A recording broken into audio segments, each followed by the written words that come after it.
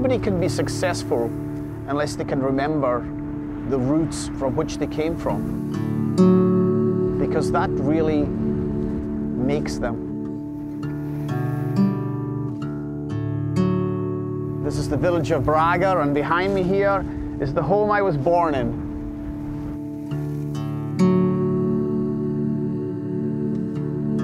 We're in the island of Lewis, and we're going around the island looking for all of the beautiful food that this island produces out of the oceans, in the fields, out in the moors, and we're going to start collecting these items, and we're going to start cooking them with some of my best friends from my whole career. I'm excited to have you here. We're going to be working together to create some dishes from my island, including your background, and share your ideas with my students who have graduated in my career at Grand Rapids Community College. I chose the three of you because not only have you been to the United States, understand our department and college, and met our students, but you have been highly influential in my life throughout my career. I'd like to take you around the island. We'll make the dish for these specific students.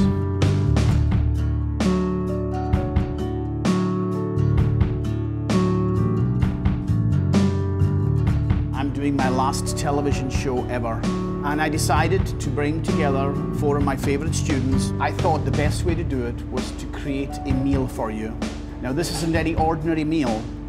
It was actually created thousands of miles from here, back in Scotland. I gathered together three of my favorite chefs, and I met them in my home island, and we created a dish for each of you.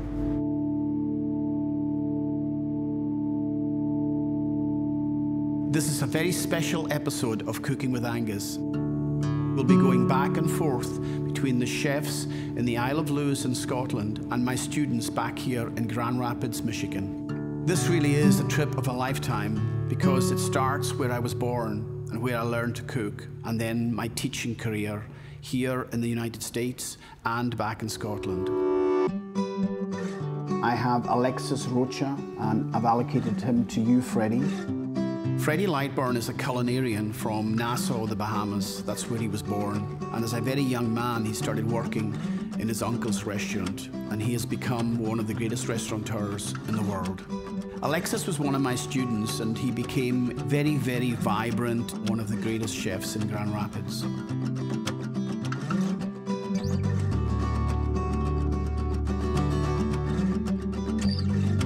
Chef, your beaches are beautiful there. A little bit different from mine back at home, but beautiful.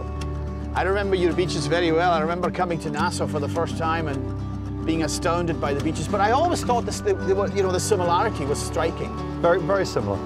Not the hills, but no, not the hills. The hills are a little different, yeah. And the rocks, the cliffs. I remember walking into the restaurant for the first time. It was pretty amazing to meet you there. Yeah. At the poop deck. You were complaining about the beer being too cold. That's and right. I said, most people complain about the beer being too warm. I know. Well, I just come from Scotland, you know. I was just an island boy. I drank warm beer. But, you know, I remember getting my first conch, cracked conch, at the poop deck when you brought it out. Yeah. And you gave me the hot pepper. Remember? I do. I never really had pepper in my culinary world until then. It showed when you got very red. Yeah, very, very red. But from then on, I realized what it did to the food. Yeah. It just brightened everything up. I like to say it wakes it up. It wakes it up, yeah. Gives it an intense, makes all the flavors nice and intense. It's wonderful to have you back on the island. It's great to be here. I've been looking forward to it. I love the weather. The weather's perfect, man. Yeah. Just a little liquid sunshine. Liquid sunshine. Yeah.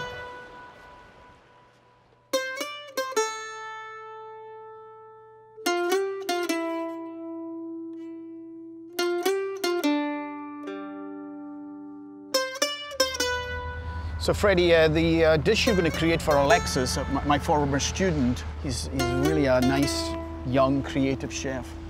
Well, you know, here in Stornoway and here at the dock, we've got all these beautiful fishing vessels. I bet you they got some great fresh catch that we could find something. Yeah, that's a good idea. Why don't we look at the market and see what we can find? Do it island style and maybe put some of that crowley on it, because When I tried it last night, it gave me some wonderful ideas. Let's see what we can figure out. Let's do it.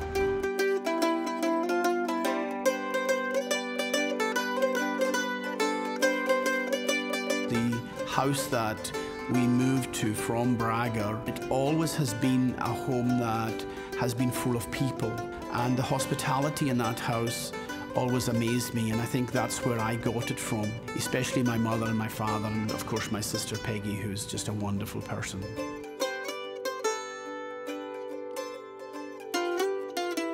Found some interesting sea trout. Looks really, really good. Wow. I think it's marrying the flavor of the fish with different styles of cooking, because this is not necessarily typical Western part, more sauteing the vegetables, more it's more from the East. And now we're putting flavors from both worlds together, and that's where a lot of the food is going today. One of the things that Alexis is really good at is creating dishes that are very modern, and I think he's going to love how simple and how clean this is. Now this trout, you know, the guys caught it today. It's been skinned, it's been deboned, sauteed, a little bit of fresh cracked pepper, a little bit of sea salt on there. We're going to put a little bit of the vegetables that we sauteed down. Here we go. Right over Oh, that's there. beautiful color. Put a little more here. This looks really bright and colorful and really... You know, it's going to excite the senses just looking at it. I think so. Now, So tell me about this, Crowdy, why you think it's... this is, you know, I was just recently introduced to this. And with the oil that I'm getting out of the fish, with the flavor we're going to get from the vegetables, with the flavor we're going to get from the sea salt, I think this is going to go fantastic. So we're just going to put a dollop right there. Perfect. And your final component. It's a beet, ginger, island pepper. And reduction. Perfect. There we have this plate. Well, I'm really excited to make this for him to see what he thinks. I think there's so much flavor in there when he puts on his mouth, he's going to go, wow.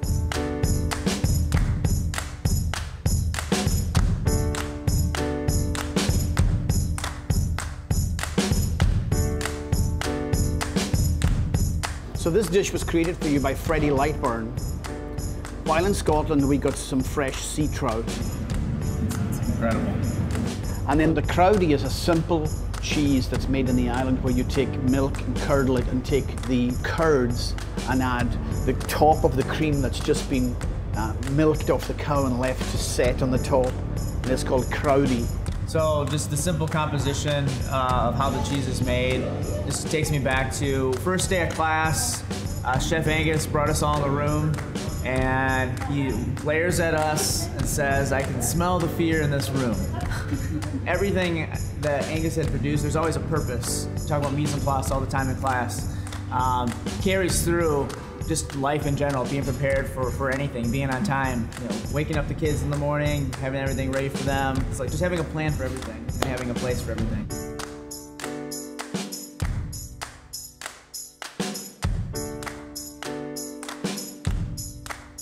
And then we have Steve Couch. I'm going to allocate him to you, Richard. I worked with Richard Sturgeon at the Marine Hotel in Troon when I started as the chef at the Auberge de Cuisine, and he was a wonderful leader, so I learned a lot of great things from him about food, but more importantly about how to conduct myself in a kitchen. Steve Couch matured very quickly as a student and turned into a really wonderful, very creative young chef and a great flair for the dramatic. To me, Stornoway was the big city. I mean, it had everything. One of the major features of Stornoway is its castle, Lewis Castle, and it is pretty dominant in the landscape. It overlooks the small port town of Stornoway, and it's really just a wonderful building.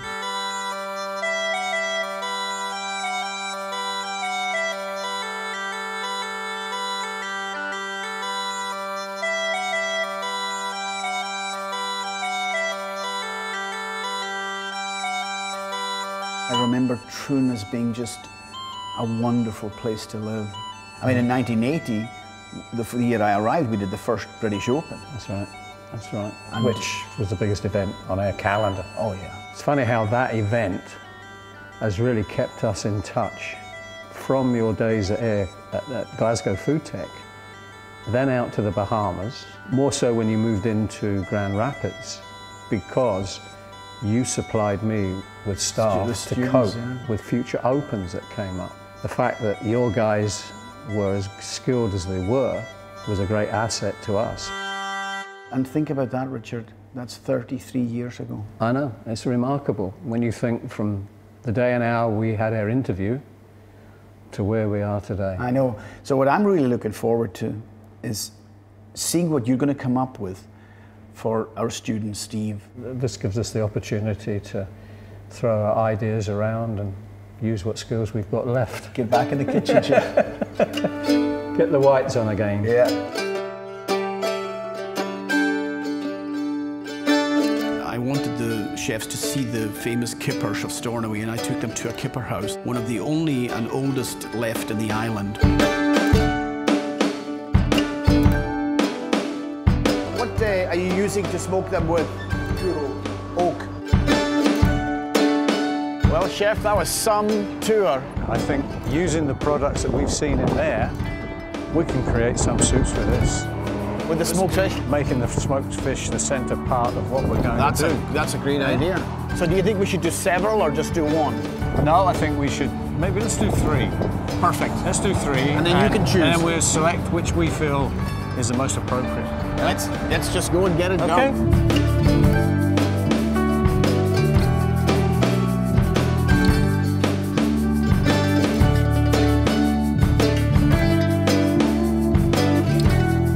Smells good, Angus. Yeah, it really does. How's it looking, Chef? Yeah, it's looking very good. Nice consistency. All right, Richard, we have all 3 here, so we need to make a decision. So I have here what I would have thought started off as Cullen skink, but we've added to it and turned it into something special, I think. Yeah, I like that one. And you made the curried cream for it, which is an interesting kind addition. of... Yeah. Yeah. So we have to make a decision now, Richard. So we have the Cawn Croppic, which is the liver pate stuffed into the cod's head. I like it. I just wonder if the actual head, would somebody actually choose that? Yeah. Once they see it, customers' reaction. Yeah. And now this one with the small fish, the cuddies, or the cayenne, and then the juice with the butter and the milk and the leeks and the onion. Again, this one's a little bit difficult to eat as well because of the fish head. Yeah, yeah. But I think because it's so different. Yeah, it is different. I think that would appeal.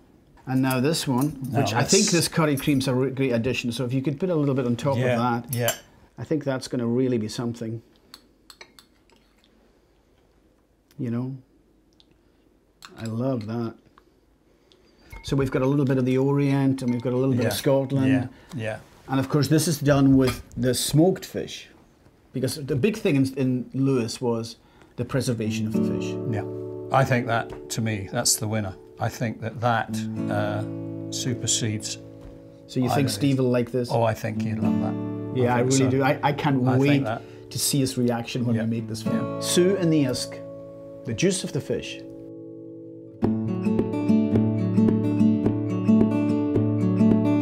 While in Scotland, I worked with a chef called Richard Sturgeon, executive chef of the Marine Hotel in Troon. He created this dish. It's called Sue in the Usk, the Gaelic for the stalk of fish. I'm just going to finish this off and let you taste it. You like it? Oh, I love it. This reminds me of the first time when I started the Heritage with you, and I was on fish. It's in its time. And, where's the fish? How long? And I said, oh crap, he's asking me the fish. And I'm looking at my stuff, and I know that it's gonna take me 8 minutes to do this fish. Maybe I can make it 3 minutes. 3 minutes, chef. Okay, all right. Looking at my fish 3 minutes later, sure enough, it has 5 more minutes. And chef is living, you told me 5 minutes, how long?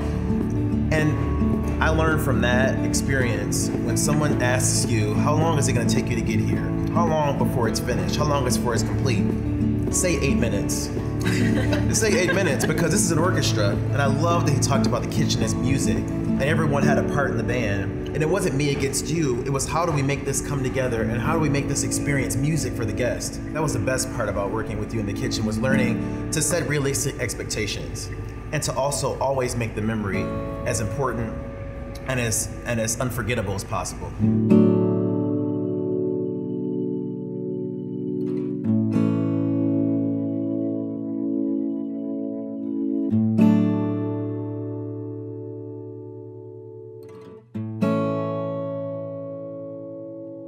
One of the most popular tourist attractions on our island is the Colony Stones. Really nobody knows what they're there for, and they are in a pattern in a very strange part of the island, so they're very mysterious. Really gets your mind working as to what on earth they were there for.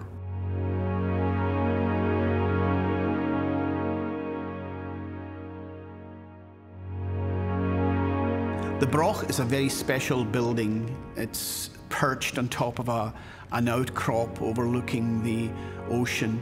Not very many people understand what it's about, but we're pretty sure it was a building that was used for a defense, probably the Vikings coming in, and or just a place for the village to store product and keep themselves warm. How they ever built it way back then is just a mystery to everybody, but it's really quite an awesome site.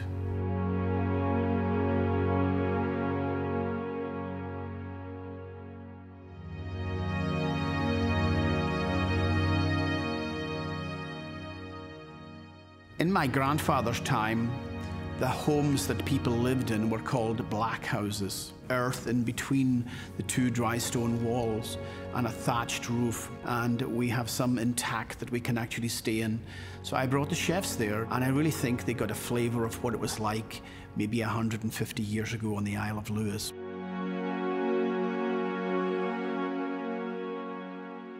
The type of building that the Broch is and the stone houses called the black houses reminded me very much of the Trulli houses down in Puglia that Nicola showed me when we visited there a couple of years ago. And I've allocated yourself, Nicola, Megan Garstecki, who you know.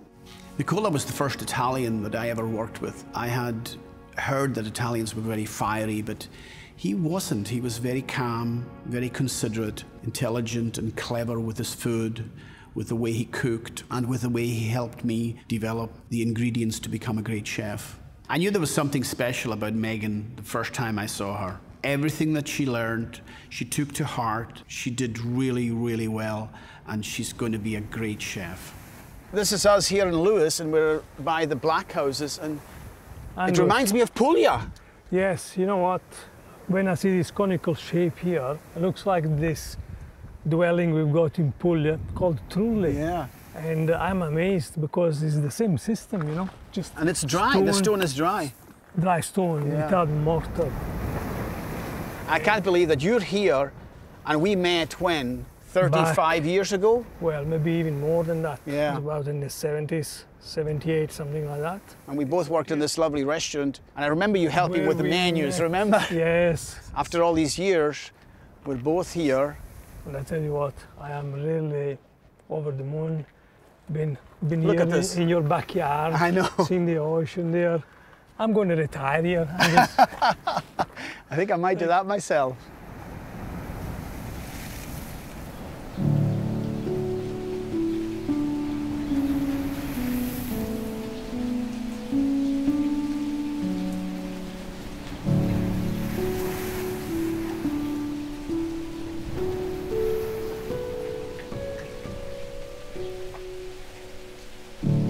Scotland obviously is famous for whiskey, and now we have our own whiskey distillery in Lewis, which is Avim Jarak, and I wanted the chefs to go over and see the amazing job that they've done over there in Uig with the new distillery.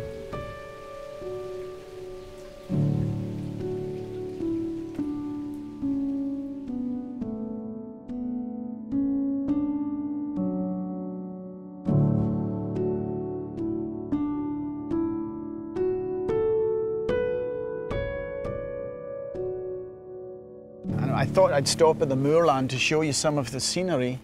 Angus is breathtaking. The sheep are out on the moor right now, and they're sweetening up because all the nice grasses and the herbs and everything. So, what about something for Megan? Should we do some local lamb? Yes, of course, beautiful. I think Megan would love to have something on the sweet taste. Yep. So what about some nice risotto with orange, with the lamb. Lovely lamb. And then maybe we could area. cook it over some of the local peat on a fire. Good idea.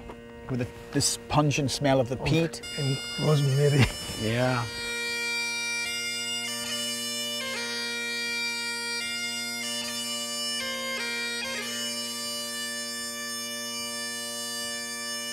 Beautiful. Okay, let's go to the fire. Okay, vamos. There you go, chef.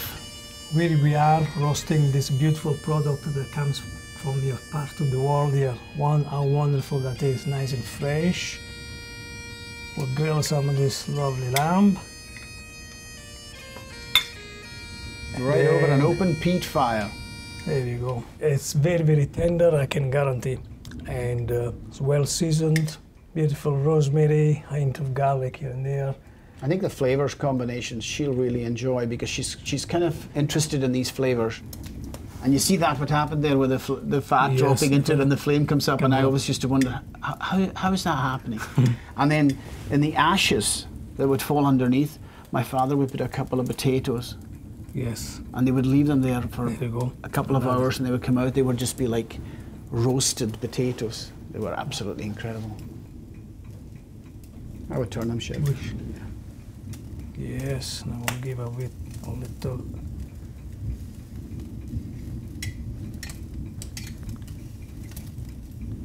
twist.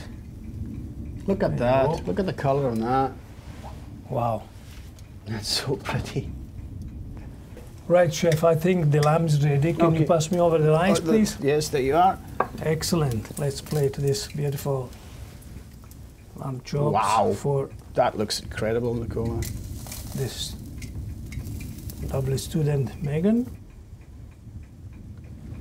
We have all these hot boxes and things to keep our plates warm and all that. Look, they just left the plate right by the fire. It would be nice and hot. Very hot. I think she's going to love that. I really do. Thank you very much for making this for her and coming up with it. You're very welcome.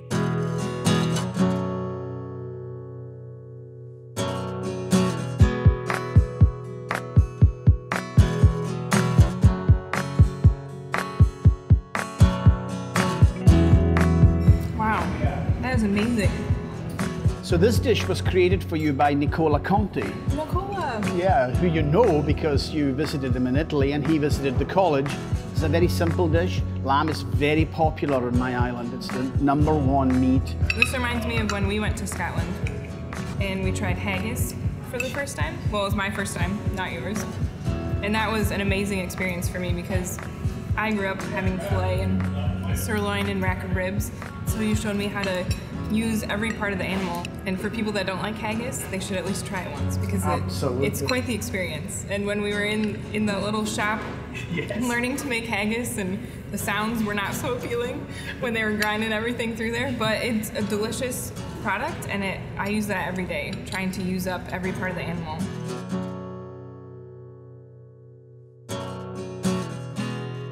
Matt Balmer was my first graduate way back after probably 94, 95, somewhere way back there. I have allocated him to myself because I want to do a classical dish. Because Matt was one of my first graduates, the style of food that we were producing then was classical. So I thought that a dish like Omelette Arnold Bennett, which was a classical dish, would be extremely suitable for Matt because it would bring him back all the way to when he graduated and kind of reinvigorate that food for him. So that was pretty special. The omelette begins with the eggs. I'm going to put a little salt, a little pepper into it. Mix it up. I've got a pan here ready to go. Had a friend who caught some local mackerel. He smoked, he cured it, he smoked it, and I have this beautiful smoked mackerel that I'm going to put into the omelette. Start adding it. Now this is a very unusual omelette in that it's one of the only omelettes in the repertoire that you actually serve flat. The main ingredient is the fish, and I finish it with some Parmesan and some heavy cream. But it's very difficult to cook an omelette on top of the stove when it's flat because the top will not cook. So you have to finish it in the oven. That's one of the really beautiful things about it. So as it starts to cook here, I'm just going to find the perfect time when the eggs are nice and firm, but still a little wet. There we are at that stage right there. And then I'm going to put in my fish. And then I'm just going to check the amount of egg white. There you go. The egg is beginning to thicken. And I'm just going to add in my cheese. Even although it's not quite cooked yet, you see it's going to be finished in the oven. And then I'm going to put my little bit of cream on the top and pop it straight into the oven. And it starts to set and we can serve it. All right, I think it's ready. Oh yeah, it's perfect. So here we are. It's a beautiful looking omelette. So there we have our omelette Arnold Bennett, and I'm sure Matt Balmer will be extremely happy with this dish, and I'm very, very excited to see how it's going to play out with his flavor buds.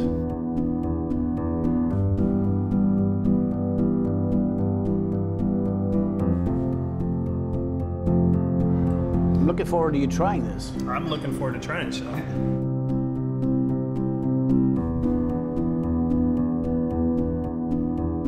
What I think is so perfect about it is when I taste it, I get all the ingredients, but I think the thing I get the most is I get passion. Because that's, I think, the thing you taught me the most, and it's in your food, it's in everything about you. It's my 20th year at this restaurant, and it's your passion that drove me through everything and helped me find my own. And one thing you would say, and this being the last show, is you'd said one time, you're only as good as your last dish. That's right. What was your last dish? How did you serve it? How good are you? Correct. Thank you for everything. No, thank you all. I really appreciate it. No, I appreciate it, Chef. Breaking bread together with another human being. It seems to be that that's where community was born. That's where family was born. Chefs, the dishes are done. They're all ready. And it just seems like now it bonds us together for the remainder of our lives. Doesn't matter where we are in the world, food will always bring us together. I just want to toast you, and we'll now just drink a toast to each other. Thank you very, very much. All the best. Cheers. Chin chin. Slant you.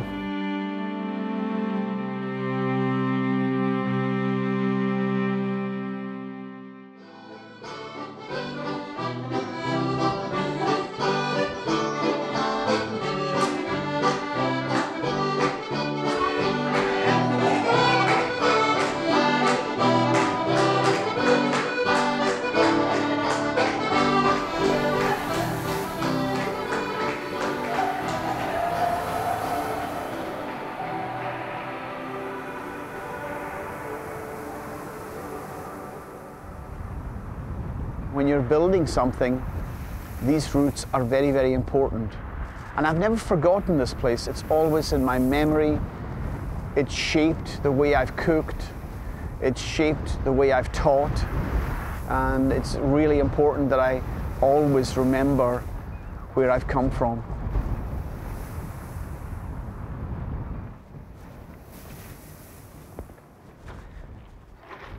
Just stand on the big stones, buddy.